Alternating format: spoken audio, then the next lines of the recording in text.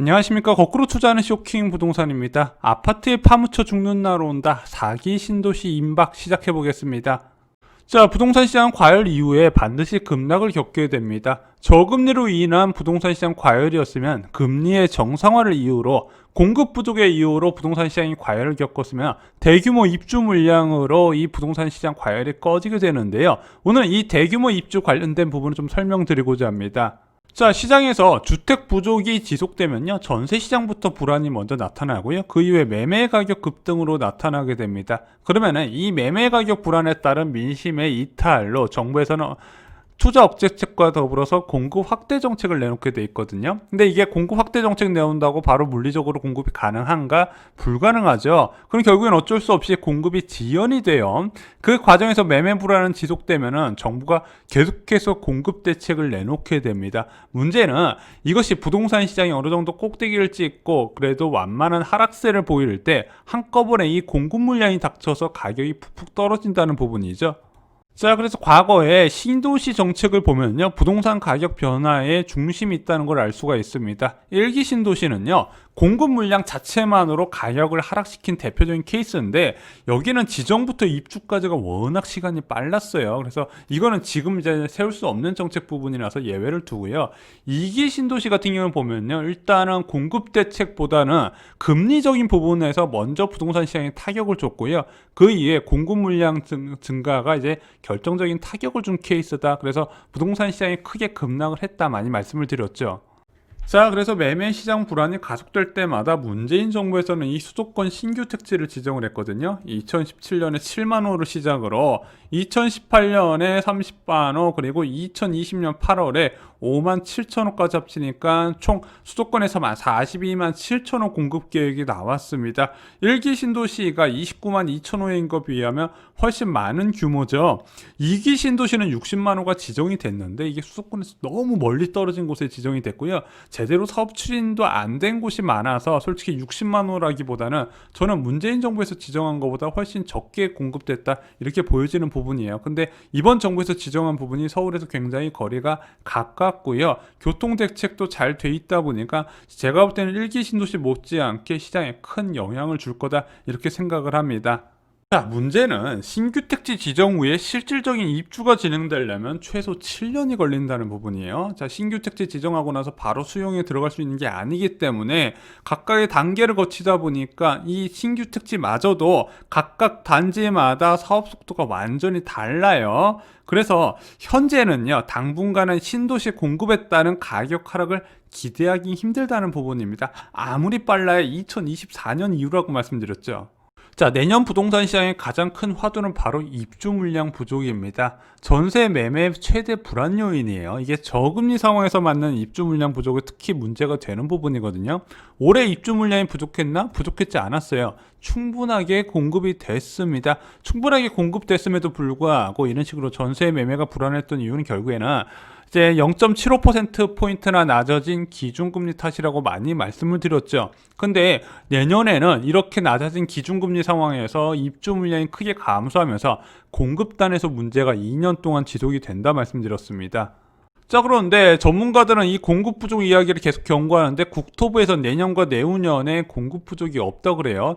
예년 평균보다 많은 주택이 공급된다고 합니다. 그래서 2년간 공급 전망을 보면요, 평상시보다 더 많은 주택이 공급된다, 이렇게 나와요.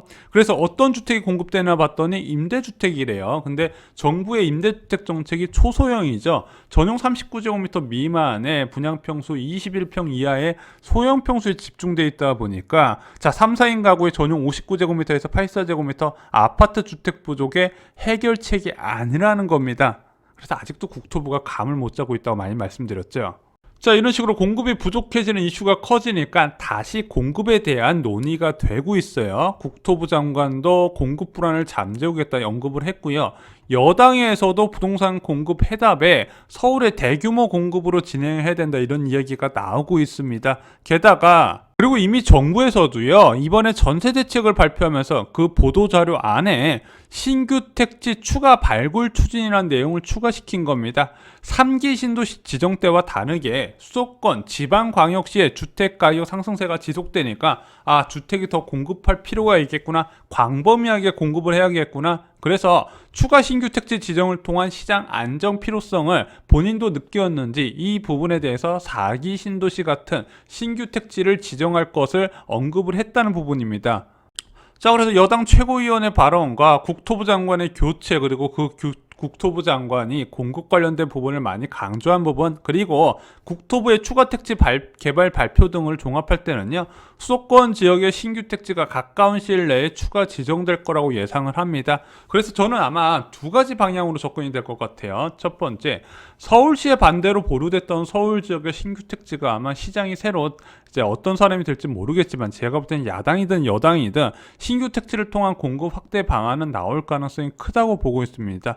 또 하나, 경기도 지역의 추가 택지 공급 방안도 나올 것 같아요. 왜냐면 이 3기 신도시가 나왔던 2018년 같은 경우는요, 서울 중심의 가격 상승세가 굉장히 높게 나타나서 이 똘똘한 채를 잡기 위한 방안이었는데, 지금은 경기도 외곽 지역까지 전세 가격이 크게 올라가면서 공급 불안 이슈가 나타나니까 아마 수도권 지역에 고루고루 신규 택지를 추가로 지정하지 않을까 이렇게 예상이 됩니다. 그래서 강북 지역이나 광명, 시흥 등이 벌써부터 거론이 되고 있는 부분이죠. 자, 그래서 이런 신규 택지를요, 내년 정도에 지정하게 된다면 아마 2024년 이후부터 공급이 추진될 것이고 2028년부터 입주가 진행될 것이다. 그러면 현재도 127만 호의 주택 공급 계획이 나와 있는데 여기에 더 추가해서 2024년부터도 추가적인 공공택지에서 주택이 쏟아져 나올 것이다. 자, 그런데 이렇게 지정된 신규 택지는요, 제가 볼 땐 최근에 재건축 아파트 사업 속도들이 굉장히 빨라지고 있거든요. 이거와 같이 덧붙여서 같이 시장이 쏟아져 나올 가능성이 있다. 왜 그러냐? 요즘 부동산 규제를 강화하는데 이게 어느 사업 시점에 부동산 이제 재건축 사업장부터 적용이랬더니 지금 완전 조합원들이 합심이 돼가지고 사업 속도를 굉장히 빨리 하고 있거든요. 내년에 지정되는 신규 택지들은 아마 이런 아파트들과 동시에 나올 가능성이 있다는 부분입니다. 근데 이미 지정을 많이 했다 말씀드렸잖아요. 그럼 공공택지에서 아파트에 엄청난 물량이 쏟아질 가능성이 있다는 부분이에요. 기존 지정한 게 32만 8천 호고 신규 지정이 42만 7천 호예요. 여기에 추가로 지정한다. 여기서 만약에 추가 지정이 15만 호만 나와도 90만 호에 달하거든요. 수도권에 1년에 필요한 주택이 한 16만 5천 호 정도를 봅니다. 공공택지에서만 거의 6년치 물량이고요. 여기서 정비사업 물량까지 합치면 거의 8년치 물량이 이제 미리 확보됐다 이렇게 보시면 될 것 같은데, 자, 이 16만 5천 호가 다 아파트로 필요한 건 아니죠. 연립이나 다세대, 원룸, 오피스텔 등도 공급되는 물량이 포함해서 16만 5천 호인데 아파트만 무려 8년치 공급 물량을 다 확보해 놓은 겁니다. 자, 많은 사람들이 잘 모르는 일본 부동산 거품 붕괴 원인이 있습니다. 과연 잃어버린 20년이 금리 하나 때문에 발생을 했을까? 일본의 부동산 거품 붕괴의 결정적인 역할을 한 것은 지속적인 금리 인상이었죠. 2.5%에서 6%까지 1년 만에 올렸으니까 당연히 부동산 시장은 거품이 붕괴될 수밖에 없는데, 일반적으로 미국도 그렇고 한국도 그렇고 이런 식으로 기준금리 인상하고 나서 거품 붕괴 내고 나면은요, 다시 저금리 정책 돌아오면 부동산 시장이 회복돼야 되는데 일본은 회복을 못했습니다. 이 부분까지 잘 모르시더라고요. 자, 일본은요, 부동산 버블 붕괴 이후에도 지속적인 과공급이 주택 가격 급락의 근본 원인이었어요. 오르지 못하고 계속 추락하는 이유는 결국에는 시장의 수요보다 많이 공급됐다는 건데, 이 주택들이 언제 공급 계획이 나왔겠습니까? 주택이 부족하다고 잘못 판단하는 시점에서 과공급 계획이 나왔고요. 부동산 거품 붕괴 이후에도 지속적으로 공급이 됐다는 부분이죠. 그것이 가격의 장기 하락을 불렀다는 부분입니다. 지금 그럴 조짐이 계속해서 보이고 있다는 부분 좀 조심하라고 말씀을 드리고 싶었습니다. 자, 현재 아파트 가격이 지속적으로 오르는 이유는 무엇일까요? 현재 시점에 입주할 아파트가 부족하기 때문이에요. 신규 택지 부족으로 청약 경쟁률이 치솟고 있습니다. 이미 지정한 택지는 많은데 그게 공급 때까지 아직 시간이 많이 남아있다는 부분이죠. 저금리로 인해서 아파트 매수 심리는 극에 달했습니다.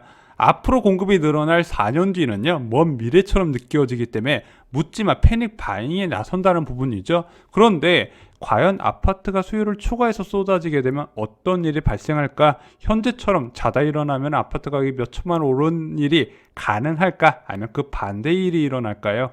이상으로 쇼킹 부동산 마칩니다. 좋아요, 구독, 공유 꼭 부탁드립니다. 감사합니다.